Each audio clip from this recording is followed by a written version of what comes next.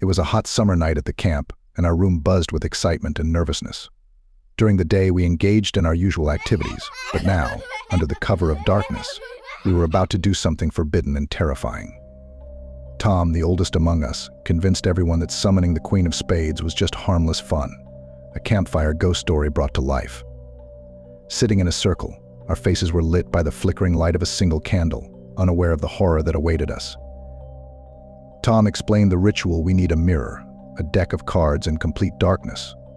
At midnight, we draw a door and a staircase on the mirror with lipstick, and then place the Queen of Spades card in front of it. Say her name 3 times, and she will appear.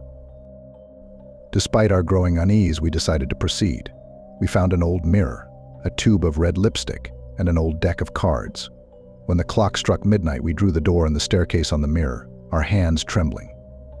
We placed the Queen of Spades card in front of the mirror, and holding our breath, we said her name 3 times. Queen of Spades, come. Queen of Spades, come. Queen of Spades, come.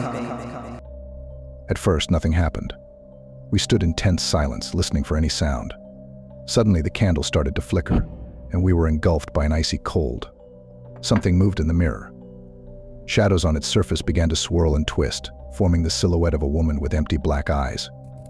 We froze as she began to speak. Did you call me?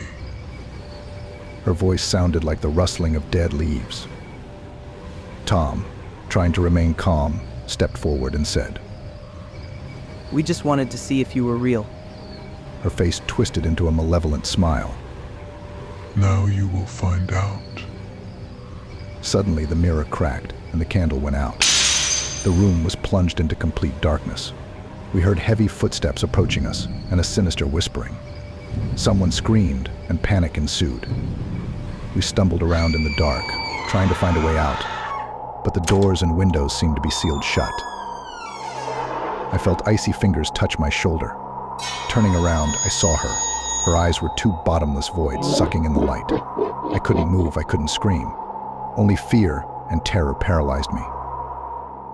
Tom disappeared first. We heard his screams but couldn't help him. One by one, my friends vanished, their screams echoing through the room. I was the last one left. The Queen of Spades stood before me, her cold hand gripping mine. She pulled me into the mirror, and the last sound I heard was her sinister laughter. The room was empty, except for the shattered mirror and the Queen of Spades card lying on the floor. Our story became a camp legend, a warning to those who dared to play with dark forces. Since then, no one dared to summon the Queen of Spades. But every night you could see her silhouette in the mirror, reminding everyone that she is always watching and waiting for new victims.